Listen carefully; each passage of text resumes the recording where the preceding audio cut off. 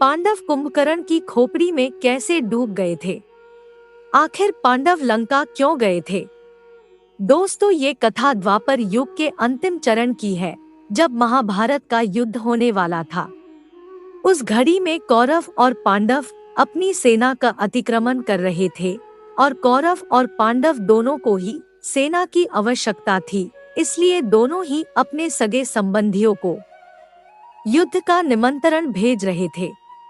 पांडव अपनी माता कुंती के पास आए और चिंतित होते हुए कहने लगे, हे माता, हम युद्ध कैसे जीतेंगे? हमारे पास सेना बहुत कम है और दुर्योधन के पास 11 अछूनी सेना है। हमारे पास 7 अछूनी सेना है। अब आप ही हमारा मार्गदर्शन करें। तब माता कुंती ने कहा, हे पुत्रों, चिंता ना करो, मैं तुम्हें उपाय बताती हूँ। मेरी बहन मंदोदरी जो लंका में रहती है, वह लंकेश्वर रावण की पत्नी है। हे पुत्र, हम 5 बहनें हैं। हम सबका जन्म रहस्यमय तरीके से हुआ है। हम 5 पंचकन्याएं हैं। इस प्रकार मंदोदरी तुम सबकी मौसी हुई। इसलिए पुत्रों, तुम लंका जाओ और युद्ध का निमंत्रण दे दो।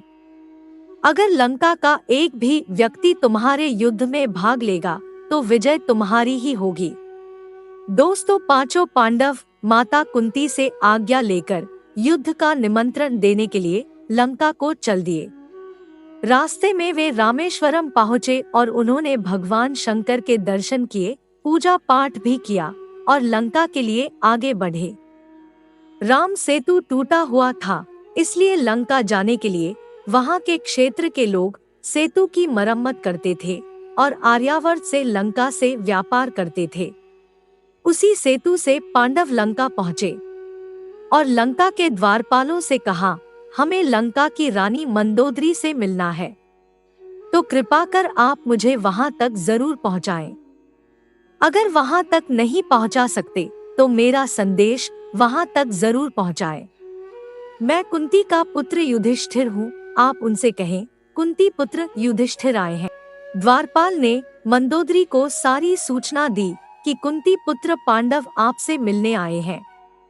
मंदोदरी ने द्वारपालों से कहा, आप उन्हें सम्मान से महल में ले आइए। दोस्तों, आपके मन में संशय हो रहा होगा कि द्वापर युग में मंदोदरी कैसे जीवित रही। तो आपको बता दे, जिस तरह सप्तऋषि मरते नहीं हैं, ऐसी ही पंचकन्याएं होती हैं, जिनकी कभी मृत्यु नहीं होती।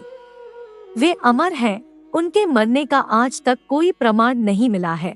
कहते हैं, जो भी पंचकन्याओं का स्मरण करता है, उनके पाप नष्ट हो जाते हैं। राजमाता मंदोदरी की आज्ञा से द्वारपाल पांडवों को महल के अंदर ले गए।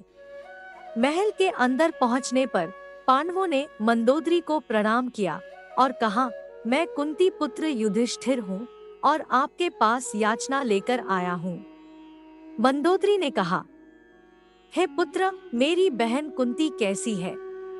युधिष्ठिर ने सारा वृत्तांत कह सुनाया। मंदोदरी ने कहा, पुत्रों, आप अपनी याचना बताएं। युधिष्ठिर ने कहा, हे माता, हम भाइयों में आपसी मतभेद के कारण आपसी युद्ध का समय आ गया है और एक विशाल युद्ध होने वाला है। हम माता कुंती के कहने से आपके पास आए हैं। मैं चाहता हूँ कि आप इस युद्ध में हमारी मदद करें।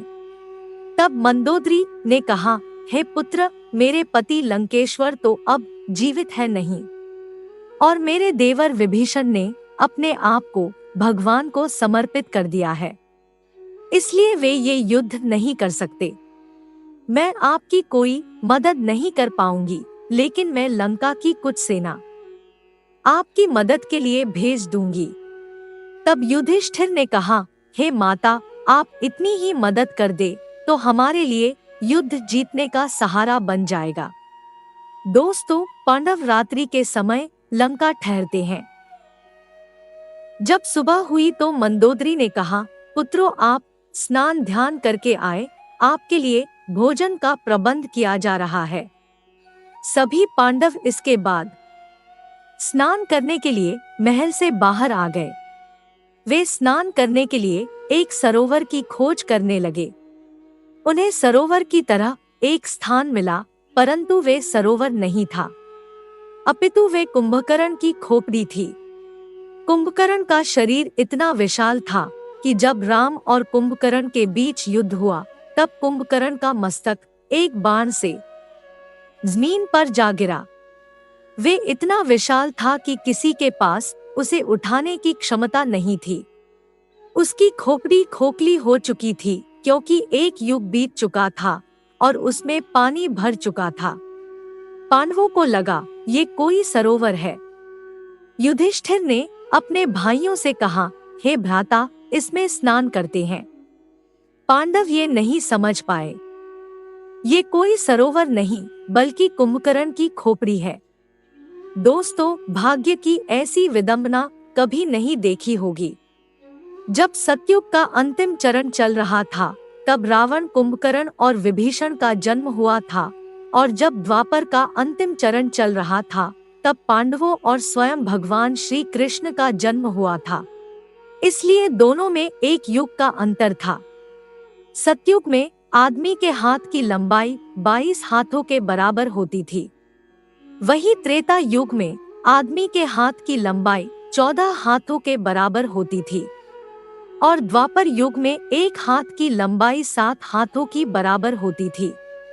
कलयुग में 3.5 हाथ की लंबाई होती है।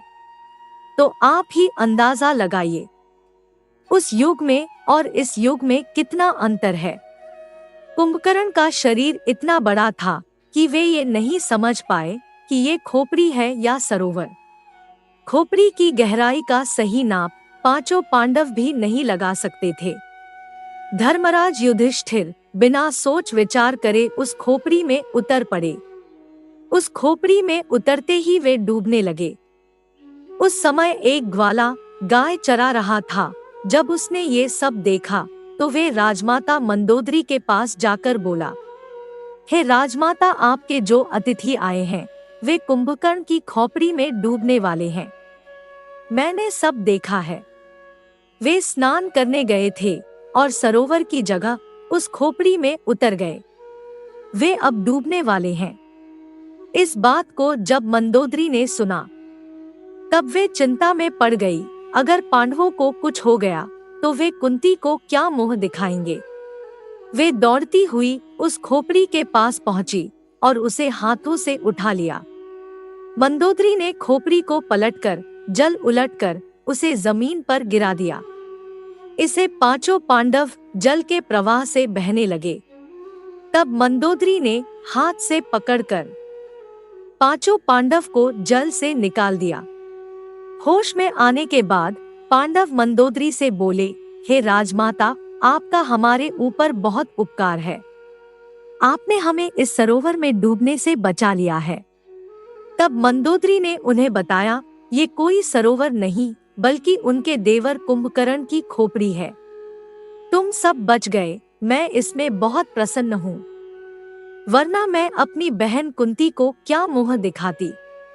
तब युधिष्ठिर ने कहा, क्या ये कुंभकर्ण की खोपड़ी थी? तब मंदोदरी ने कहा, हाँ पुत्र, तुम क्या युद्ध करोगे? मेरे पति की उंगली के बराबर भी नहीं हो तुम, और मेरे देवर की उंगलियां तुम पांचों के बराबर थी। ये सुनकर पांडव आश्चर्यचकित हो गए कि मैं भीम, जिसके बल से सभी हैरान होते हैं, अर्जुन के गांडीव धनुष की टंकार को सुनकर लोग भयभीत हो जाते हैं, हम वे योद्धा हैं, परंतु कुंभकर्ण के आगे हम चिंटी सम्मान दिखाई दे रहे हैं। मंदोदरी ने कहा, मेरे पति रावण के नाम से सभी कांप उठे थे। पूरी पृथ्वी डगमगाने लगती थी। भगवान श्री राम के हाथों मारे गए। उन्हें अधर्म के साथ युद्ध लड़ना था। अगर तुम धर्म का साथ दोगे तो जीत निश्चित ही तुम्हारी होगी। इसलिए मैं तुमसे कहती हूँ, कभी अधर्म का साथ मत देना, अन्यथा सब मिट जाएगा। हमेशा धर्म का साथ देना। ये सब समझाकर मंदोदरी पांडवों को महल ले गई और उन्हें भोजन करवाया। भोजन करवाने के बाद उन्हें अपनी कुछ सेना के साथ भिजवाकर पांडवों को विदा किया। पांडव हस्तिनापुर वापस लौट आए। दोस्तों, इस तरह पांडव कुंभकर्ण की खोपड़ी में डूबने से बचे। दोस्तों, अगर आपको ये कथा अच्छी लगी हो तो इस वीडियो को लाइक करें और शेयर करें। साथ ही हमारे चैनल को सब्सक्राइब करना ना भूलें।